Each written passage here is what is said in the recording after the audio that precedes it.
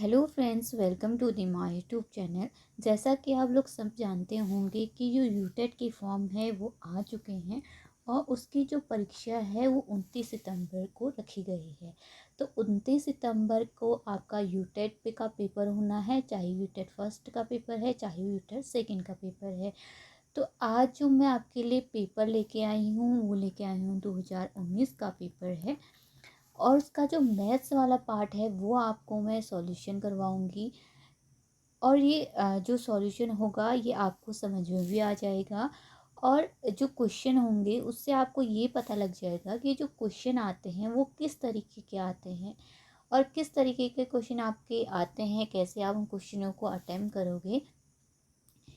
अगर बात करें पेपर फर्स्ट की तो मैथ्स जो होते हैं वो सबके लिए कंपलसरी है। तो आप यहाँ से जो अपनी मैथ्स की प्रिपरेशन है वो जारी रख सकते हैं और रोज़ मैं ये वीडियो को करवाऊँगी। आई होप कि आपको ये वीडियो भी पसंद आएगी। तो करते हैं क्वेश्चन नंबर फर्स्ट शुरू।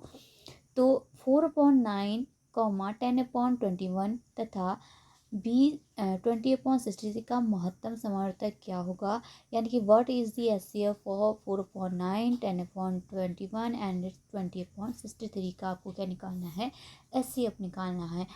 तो एचसीएफ यहाँ पे आपको एचसीएफ निकालना है। तो अपॉन में आपको यहाँ पे फ्रैक्शन में आपका जो है डिजिट दिए गए हैं, फ्रैक्शन में आपके नंबर दिए गए हैं। तो इसको आप कैसे करेंगे उसके बारे में जानते हैं।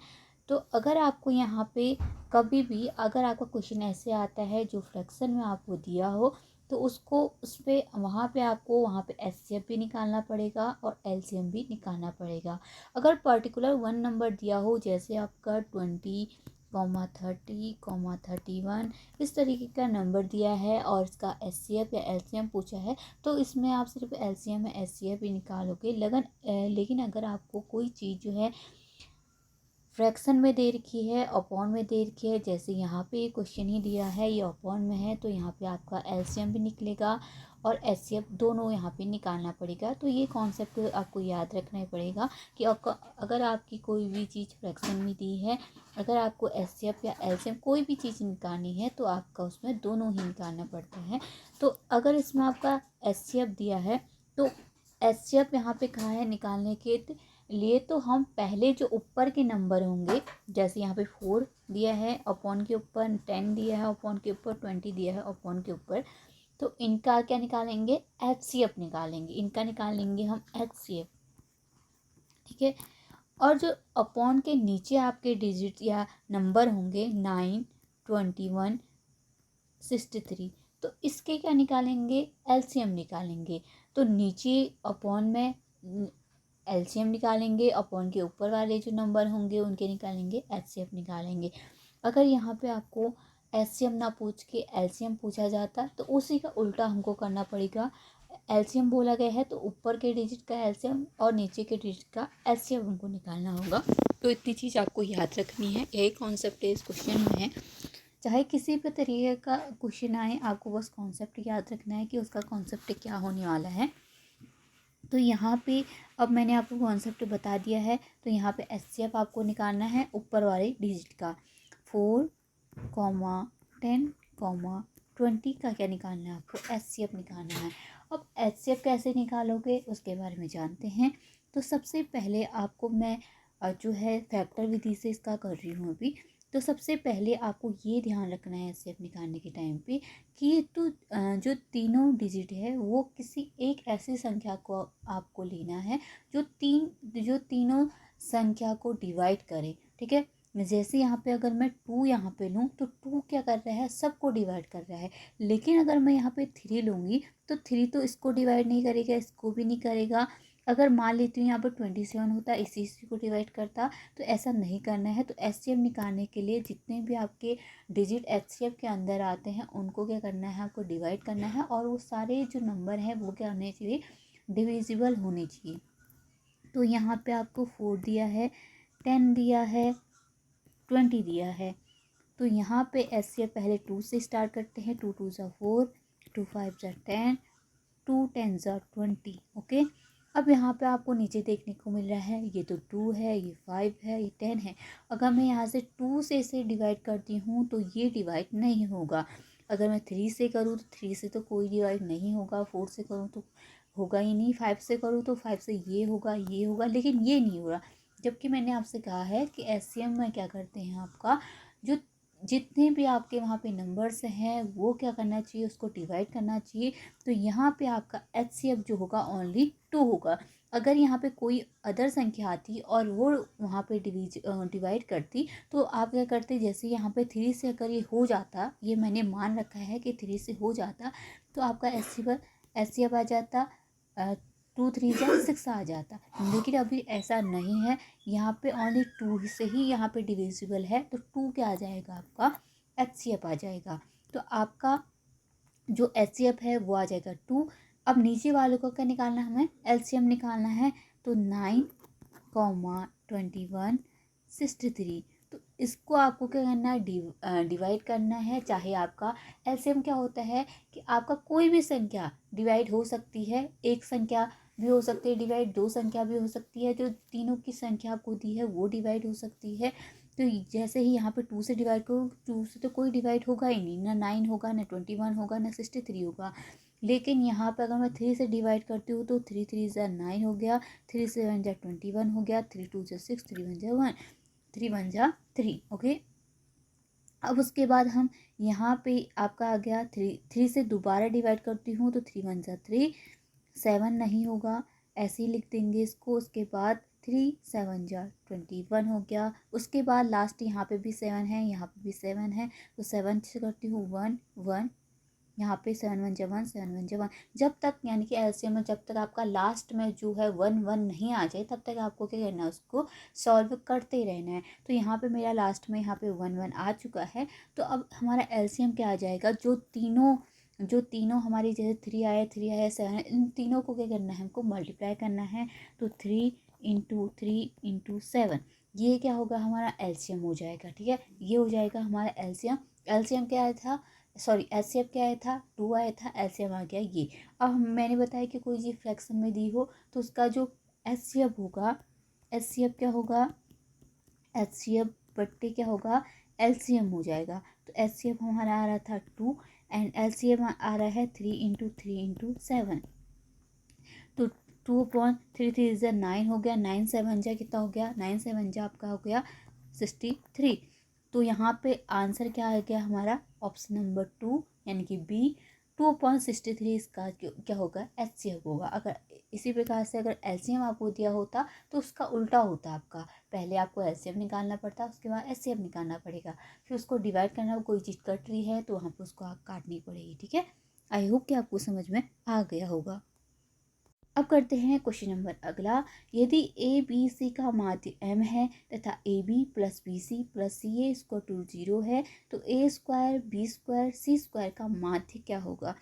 चाहे आपका यहाँ पे माध्य लिखा हो, चाहे आपका यहाँ पे एवरेज लिखा हो, मीन क्या होता है, एक ही होता है। यहाँ पे अभी इसने माध्य लिखा है, यहाँ पे मीन लिखा है। अगर यहाँ पे माध्य न हो के औसत यहाँ पे लिखा आता, तब भी आप वही मेथड यूज करेंगे। यहाँ पे अगर मीन न लिख के एवरेज आता, तब भी आप वही मेथड यूज करेंगे। इतनी बात आपको ध्यान रखनी है कि मीन और एवरेज एक ही जैसा होता है। ठीक है, तो यहाँ पे आपको ए बी सी 3 संख्याएं हैं, वो साइन दे रखे हैं। एक संख्या ए है, दूसरी संख्या बी है, तीसरी संख्या क्या है, सी है। यानी कि साइन दे रखे हैं आपको, 3 संख्याएं दे रखी है, उनका माध्य क्या है, एम दे रखा है। A B plus B C plus C A square to कितना है, 0 है। तो A square B square C square का माध्य कितना होगा, ये आपको निकालना है। तो कैसे निकालेंगे इसके बारे में जानते हैं। सबसे पहले ए बी सी का माध्य, ए बी सी का माध्य कितना होगा, ए बी सी का माध्य स्क्वायर टू कितना होगा आपका, M square to A B C का माध्य कैसे निकालेंगे, A plus B plus C upon 3 होता है। ठीक है, एम स्क्वायर टू कितना देर का है, ए प्लस बी प्लस सी। एवरेज निकालने या मीन निकालने के टाइम पे क्या करते हैं, जितनी आपकी संख्याएं दी है उसको क्या करेंगे, ऐड करेंगे, और नंबर ऑफ जितनी संख्याएं होंगी, यहाँ पे ए की संख्या है, बी दूसरी संख्या है, सी तीसरी संख्या है, अपॉन में उसको लिखेंगे। जितनी नंबर ऑफ संख्या होंगे उसको क्या करेंगे, अपॉन में लिख देंगे। ऊपर क्या करेंगे, जितनी संख्या आपको दी है उसको ऐड कर लेंगे। तो यहाँ पे ये आपका आ गया M square to A plus B plus C upon 3 आ गया। ठीक है, ये आपका मीन आ गया जो आपने निकाल दिया है। उसके बाद आपको ये कंडीशन दे रखी है कि A B plus B C plus C square to 0 है। अब यहाँ पे अगर मैं इसको थोड़ा सा सॉल्व करूँ तो 3m स्क्वायर टू हो जाएगा A plus B plus C हो जाएगा, यानी कि 3m square to A plus B plus C हो जाएगा यहाँ पे आपको। उसके बाद अगर इसका, अब इसका माध्य निकालना, माध्य मैंने क्या कहा कि आपको पहले जो जितनी संख्याएं दी है उसको क्या करना है, ऐड करना है। ठीक है, जैसे यहाँ पे A square B square plus C square को ऐड किया, उसके बाद अब हमें जितनी संख्या है, ये एक संख्या है, दूसरी संख्या, तीसरी संख्या है, तो इसको अपॉन उसको लिख देना है। तो A square plus B square plus C square upon कितना आ जाएगा, 3/3 आ जाएगा। अब आपको एक यहाँ पे फॉर्मूला याद आ रहा होगा, ये चीज़ आपको याद रखनी है। ये अभी मैं रिमूव करूँगी क्योंकि यहाँ पे स्पेस नहीं है। तो आपको याद रखनी है कि ये एक टर्म तो ये आया है हमारा, दूसरा टर्म ये आया है। ठीक है, 3m square to A plus B plus C आया है एक टर्म, दूसरा आया है A square plus B square plus C square upon 3 आ रखा है। ठीक है, यहाँ पे हमको मान रखने की भी यहाँ पे ज़रूरत पड़ेगी, तब मैं आपको वहाँ पे बताऊँगी। अब एक फार्मूला आपके माइंड में ये आ रहा होगा कि A plus B plus C का होल स्क्वायर स्क्वायर टू होता है A square plus B square plus C square plus 2ab plus B C plus C, ये होता है, आपको सबको मालूम है। अब a plus B plus C का मान क्या बताया था मैंने, 3m आ रहा था। स्क्वायर बाहर पे है तो मैं इसको स्क्वायर कर देती हूँ, और a यहाँ पे गौर कीजिए, A B plus B C plus C A का मान कितना है, 0 है। अगर 2 से मैं 0 को मल्टीप्लाई करूँगी तो 0 ही आ जाएगा, यानी कि यहाँ पे A square B square C square का मान क्या निकल गया हमारा, 3m का होल स्क्वायर।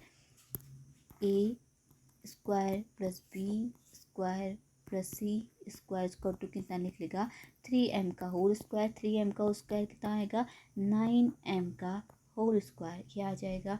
अब हमको इसका माध्य कितना कितना बताया था मैंने आपको, वो बताया था A square plus B square plus C square upon कितना था, 3 था।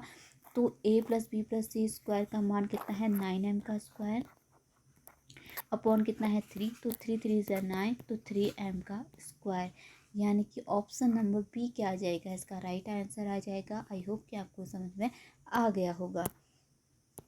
अगला क्वेश्चन है, दो संख्याएं 1:2 के अनुपात में है, यदि प्रत्येक में 7 जोड़ा जाए तो उनमें अनुपात 3:5 हो जाता है, तो दोनों में से बड़ी संख्या कौन सी है। बहुत ही इजी क्वेश्चन है, इसमें कुछ ऐसा करना नहीं है। आपको दो संख्याएं दे रखी है जो अनुपात में दे रखी है, 1:2 में दो संख्याएं दे रखी है, प्रत्येक में क्या कर रहा है, 7 ऐड कर रहा है, और उसका अनुपात फिर ये हो जा रहा है, ऐसा उसने बोला है। चाहे कोई भी संख्या आपको दी हो, आपको बस कॉन्सेप्ट याद रखना है कि दो संख्याएं दे रखी है, तो हम क्या मान सकते हैं कि एक संख्या one x है, दूसरी संख्या है 2x है। ये मैंने तोड़ दिया कि पहली संख्या क्या है हमारी 1x है, दूसरी संख्या क्या है 2x है। अब मैं 1x में क्या करूँगी, 7 ऐड करूँगी। अनुपात का मतलब अपॉन भी होता है, अपॉन का साइन में कन्वर्ट हो जाता है, और 2x प्लस 7 करूँगी क्योंकि इसने बोला है कि प्रत्येक संख्या में 7 जोड़ा जाए तो उनका अनुपात क्या हो जाता है, 3/5 हो जाता है। अब मैंने 7 ऐड करके वो लिख दिया, जो उसने क्वेश्चन में कहा था वही लिख दिया। तो 1x plus 7 upon 2x plus 7 square to कितना आ गया, 3/5 आ गया। अब इसको हम क्या करेंगे, सॉल्व करेंगे। तो यहाँ पर आ रहा था 1x plus 7 upon 2x plus 7 square to कितना आ रहा था, 3/5। अब इसको हम क्या करेंगे, अगर ऐसी कोई साइन दिया हो बीच में तो हम क्या करेंगे, क्रॉस मल्टीप्लाई करते हैं। तो 5 से मैं इसको मल्टीप्लाई करूँगी और इससे हम इसको मल्टीप्लाई करूँगी, तो 5 इंटू कितना आएगा, 1x प्लस 7 स्क्वायर टू का ही साइन है बीच में, तो स्क्वायर टू का साइन आ जाएगा, 3 इंटू 2x प्लस 7 यहाँ पे आ जाएगा। अब इसको सॉल्व करना है हमें, तो 5 से अंदर गुणा कीजिए तो 5x आ जाएगा। 5 7 जा कितना होता है, 5 7 कितना होता है, 35 होता है। स्क्वायर टू 3 दूना 6x प्लस 3 7 21, ये आपका आ गया। अब इक्वल क्या है, x वाले को एक साथ लेके जाइए, तो 35 minus 21 square to 6x minus 5x यहाँ पे आ जाएगा। तो 35 में से 21 आपको क्या करना है, घटाना है, तो कितना आ जाएगा आपका 4 और 1, यानी कि 35 माइनस 21 आपको करना है। तो यहाँ पे 5 में से 1 गया तो 4 आ जाएगा, और 3 में से 1 गया तो 1 आ जाएगा, यानी कि 14 आ गया यहाँ आपका। और 6x में से 5x गया तो कितना आ गया आपका, x आ जाएगा। तो x स्क्वायर टू कितना आ गया हमारा, x स्क्वायर टू हमारा 14 आ गया। अब हमें पहली संख्या तो मैंने x मानी थी, दूसरी संख्या 2x मानी थी। तो अब बोला है कि बड़ी संख्या कौन सी है, तो x का मान हमें पता लग गया। तो पहली संख्या 14 होगी, दूसरी संख्या 2 × 14 होगी तो 28 होगी। तो बड़ी संख्या कौन सी है, 28 वाली है। तो ऑप्शन नंबर ए इसका क्या आ गया, राइट आंसर आ गया। तो इतनी चीज़ें आपको आगे होंगी जो क्वेश्चन मैंने बताया कि अनुपात वाला क्वेश्चन एक बताया आपको, दूसरा आपका HCF वाला बताया, तीसरा आपका बताया मैंने अभी कौन सा, माध्य यानी कि मीन वाला बताया, कि इतना आपको समझ में आ गया होगा। अब कुछ क्वेश्चन जो है अगले वीडियो में करेंगे। आई होप कि आपको ये सब समझ में आ गया हो। Thank you so much.